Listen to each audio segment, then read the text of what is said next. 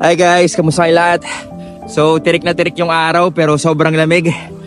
Yan, umuusok yung bibig natin. Dahil nga, negative 13 ngayon dito sa Puchon. So, kakatapos na namin kumain guys. Pero, gusto ko lang gumawa ng video. Dahil sa Pilipinas ngayon guys ay marami ang nalulungkot. At marami din namang nagsasaya. Dahil ngayon guys, ito ang video na to para po doon sa mga wala po talagang idea para makapag-apply dito sa South Korea. So ngayong araw guys, sa Pilipinas ay ginaganap ang EPS topic registration. So ano po yung EPS topic registration? So sabi ko nga po para po sa mga walang idea, para po makapagtrabaho dito sa South Korea bilang factory worker ay kailangan nyo pong ipasa yung exam. So para po kayo ay makapasa sa exam, makapag-exam, kailangan nyo po mag-register. So ngayon pa lang po, sinasabi ko sa inyo, mas mahirap po yung registration kumpara po sa mismong actual exam. Bakit po? Yung registration kasi guys, yearly, no? Siyempre, hindi naman perfect, alam nyo naman sa Pilipinas. Diba? Yung DMW po, Department Welfare of Migrant ba yun? O, Department Migrant, basta, DMW, yung dating POA. So sila po yung nagpo-post po sila ng link para doon kayo mag-register. So ang masaklap po dyan kasi may quota. So ngayong taon po, ngayon February, ayan po, 7,500 lang yung ina-accept nila para makapag-register. So ngayong araw guys, ang dami na po nag-message sa akin, dahil po tumatawag na 8 minutes lang tapos na kagad yung 7,500. Di ba po? Sa dami ng gustong mag-register, hindi lang po yan 10,000, 20,000. Sobrang dami po niyan. Dahil sobrang daming gustong makapagtrabaho dito. Pero syempre, pahirapan po. So, napaka malas po ng mga mahina signal, tsaka bababagal, di ba? So, para po may idea kayo, pag nakapasok kayo sa registration, syempre, ano na po yan, achievement na po yan, di ba? Kasi syempre magkakaroon ka na ng chance na makapag-exam, di ba? So may bayad po yan, pero wag nyo po munang isipin yung mga bayad-bayad na kasi madali naman yan, nasa 1,200 yata, something ganyan. So ang pinaka-importante po dyan guys, kailangan nyo talagang pagsumikapan, aralin yung registration. Kasi yung registration guys, napakadami pong mga nadi-disqualify dyan, diba? So kahit na nakapasok ka sa registration, meron pa rin po yung evaluation. I-check nila lahat ng information mo. Kailangan tama lahat doon sa mga sinubmit mong documents, passport, mga picture size, ganyan. So sa mga nakapasok po na 7,500, meron pa po mga madi-disqualify dyan. At yung mga naka-reserve, yan, sila yung ipapalit, diba? So ngayon guys, dahil wala ka talaga idea, gusto mo pala magsimula mag-apply dito sa South Korea, syempre balik muna tayo. At talagang napakalamig. So yun nga guys, dahil wala ka pang idea, syempre dapat mong aralin.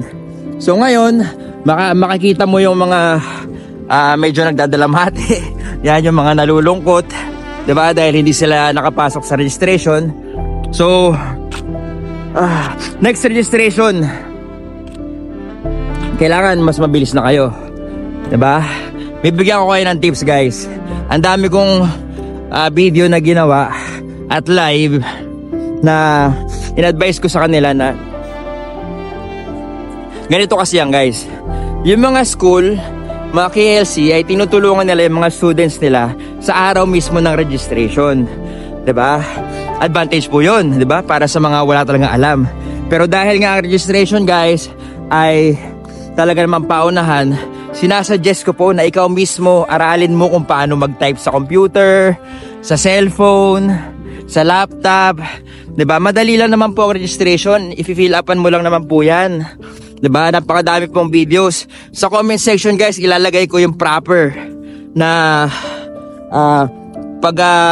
pag-fill up, diba? Pangalan mo, passport number mo, picture size mo, upload mo doon. Ganun lang po. So yung iba kasi syempre wala talagang experience. Gusto nilang mas madali. Kaso nga lang po, 'di ba? Sabi ko nga, nakasalalay sa mga kamay mo yung bilis para makapasok ka sa registration, 'di ba? Isipin nyo na lang guys, sa school nyo napakadami nyo, 'di ba? Buti sana kung unahin ka nila, 'di ba? Habang ikaw nakatunganga yung classmate mo, 'di ba? Nakapag-register na. Dapat sayang yung oras.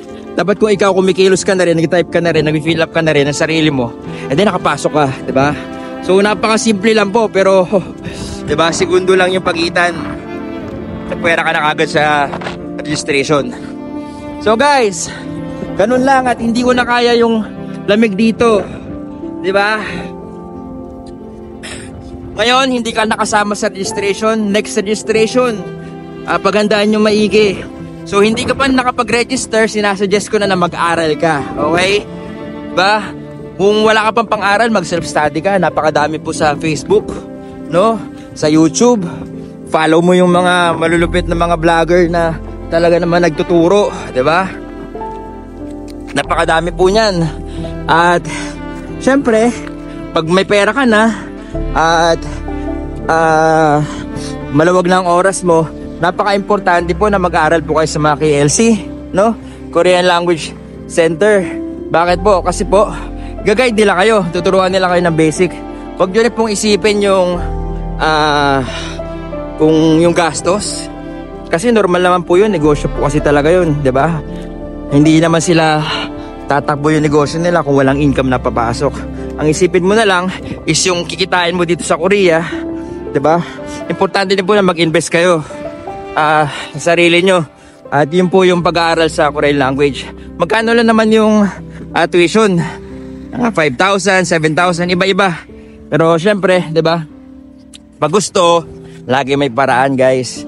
'Di ba? At syempre, follow ka rin sa page natin, subscribe ka sa YouTube channel natin. Nagbibigay tayo ng mga scholarship dyan para sa mga solid. At yung mga ibang scholarship natin is andito na sila, 'di ba? Proven and tested, 'di ba? So guys, hindi ko na maramdaman yung mukha ko. Bukod sa makapal na siya, manhid na siya talaga. Para yung kilala ko. Diba? So guys, ganun lang ha. Pasensya na kayo.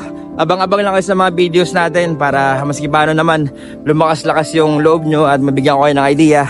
At supportahan nyo na rin yung mga videos natin. Simpleng like lang at pag-share, malaking bagay na po sa atin yan. Good luck sa inyo guys, at dalangin ko na sana makapunta rin kayo dito para maranasan nyo rin yung sinasabing life-changing pagdating dito sa South Korea. Dahil ang sahod dito sa South Korea ay di hamak na mas malaki kumpara sa mga bansang Japan, Canada, diba? Saan pa? Pero syempre iba-iba tayo ng goal sa buhay, iba-iba tayo ng kapalaran. Pero kung may chance na dito ka makapunta sa South Korea, piliin mo na guys, diba? So ganun lang, at maraming salamat at good luck.